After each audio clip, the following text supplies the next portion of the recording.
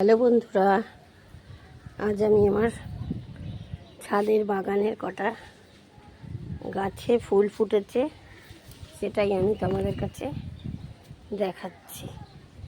কেননা এই গরমের মধ্যে প্রায় বেশিরভাগ গাছগুলো মরে যাচ্ছে। আমারও গাছগুলো এরকম প্রায় মরে যাচ্ছিল। তো আমি এক কাজ করলাম যে প্রত্যেকটা গাছের গোড়ায় গোড়ায় আমি ঠাকুরের ফুল, ফলের খোসা, সবজির খোসা এগুলোকে দিয়ে টবের মধ্যে বাইন্ডিং করে দিলাম গাছের গোড়ায় গোড়ায়, যাতে কিনা গাছগুলোতে জল ধরে রাখতে পারে এবং ময়েশ্চারটাও ধরে রাখতে পারে, ময়েশ্চারটা থাকতে পারে।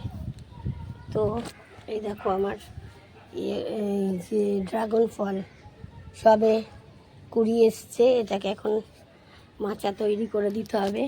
তো এইভাবেই তোমরা প্রত্যেকটা ছাদের বাগানের গাছের টবের গোড়ায় ফুলমালা যেগুলো ঠাকুরের হয়, পুজো করার পর যেই ফুলমালাগুলো থাকে সেই ফুলমালাগুলোকে দিয়ে টবের গোড়াটা বাইন্ডিং করে দিও, তাহলেই দেখবে যে গাছগুলো সতেজ থাকবে।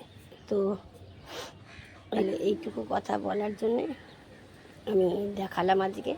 এরপর আরও কিছু টিপস জানার জন্যে আমার চ্যানেলটাকে প্লিজ সাবস্ক্রাইব করে দিও, আর লাইক, শেয়ার, কমেন্ট করতে ভুলো না।